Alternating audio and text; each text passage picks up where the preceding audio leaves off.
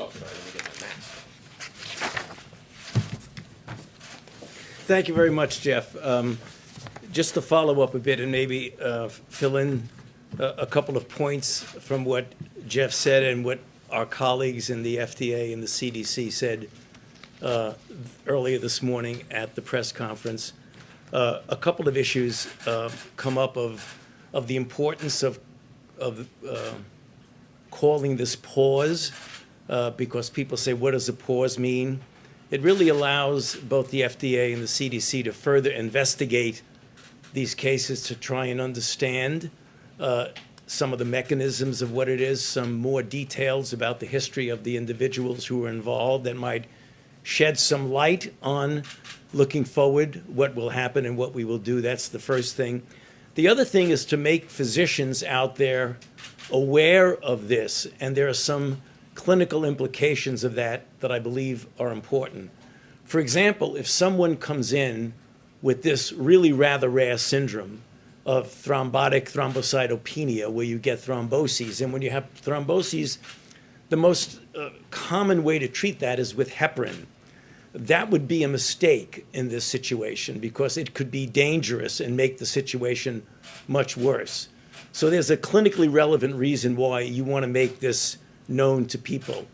Also, when individuals, particularly younger women, who might come into a physician with a particular thrombotic phenomenon, which is things that happen for other reasons all the time, that we want to alert physicians to take a history of a recent vaccination.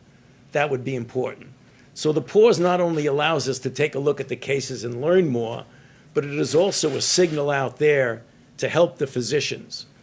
A common question, and I'm sure we'll have a number of questions which Jeff and I will be happy to answer to you, but one of the questions that comes up already rather frequently, does this have anything to do with the efficacy of the vaccine? So we know that there have been 6.85 million doses of J&J distributed in the United States thus far. So someone who maybe had it a month or two ago would say, what does this mean for me? It really doesn't mean anything. You're okay, because if you look at the frame, the time frame when this occurs, it's pretty tight, from a few days, 6 to 13 days from the time of the vaccination. The next question is one that we're all obviously aware of. What impact is this going to have about people's attitudes about vaccines in general? So you might know that there have been now 120 million people that have received at least one dose of a vaccine. Most of that, subtract the 6.85 million, is in the messenger RNA from Pfizer and from Moderna.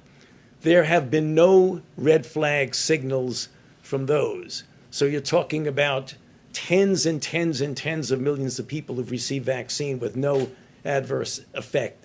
This is a really rare event. If you look at what we know so far, there have been 6 out of the 6.85 million doses, which is less than 1 in a million. So remember, this is something that we always, out of an abundance of caution, as Jeff said, to give us a time to take a good look at it and see if we can get further information. So I'll stop there, Jeff, and we could obviously take some questions.